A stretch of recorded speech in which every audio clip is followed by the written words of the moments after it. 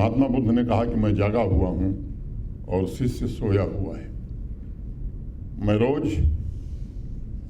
अपने क्लास में उन्हें प्रवचन के द्वारा जगाने की कोशिश करता हूँ, क्योंकि मैं जानता हूँ कि जो सोया हुआ है उसे जगाया जा सकता है। जो स्टूडेंट सोया है उसमें भी वही क्षमता मौजूद है जो मुझ में है, और इसलिए आपकी यात्रा जागृति की एक नई यात्रा है।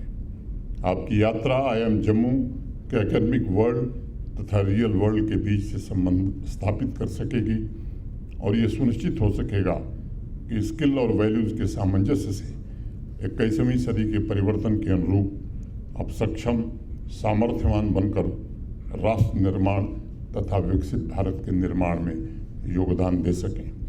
हो सकता है कई बार आपको यात्रा अनजान सी लगेगी, लेकिन इस बात को सदैव याद रखिएगा, ईसा पूर्व 4वीं शताब्दी में व्हील के इन्वेंशन के पश्चात पिछले हजारों वर्षों में मानव सभ्यता का विकास अनजान रास्तों की यात्रा ही संभव कर पाई है।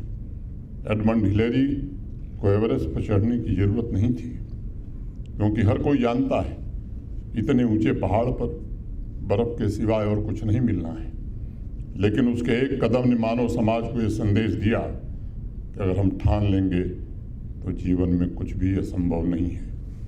एवरेस्ट पर विजय ने समाज को जीने की एक नई ऊर्जा दी, नई चुनौती का सामना करने का एक नया साहस दिया। और इसलिए आप लोग सिर्फ IIM जम्मू के क्लासरूम तक नहीं अपने आप को सीमित रखिए, बल्कि क्लासरूम के बनाए सिलेबस से अलग हटकर नए इनिशिएटिव लीजिए, पुराने बैगेज को समाप्त करिए, ताकि नए का जन्म हो सके। नया इनिशिएटिव और अनजान रास्ते ही भविष्य को जन्म देते हैं और आने वाले कल को निर्मित करते हैं। जीवन हमें हर एक दिन अवसर देता है, हम कोई नई कहानी लिख सकते हैं।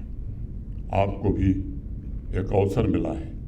मैं आप सभी को जीवन यात्रा की इस नई कहानी के लिए बहुत बहुत शुभकामनाएं देता हूं, और माता वैष्णो देवी से प्रार्थना करता हूं कि आपकी कहानी एडवेंचरस हो, सेवा से भरी हुई हो, और यह भारतवर्ष को दुनिया की ग्रोथ का एक ताकतवर इंजन बनाने तथा विकसित भारत बनाने में मदद करे।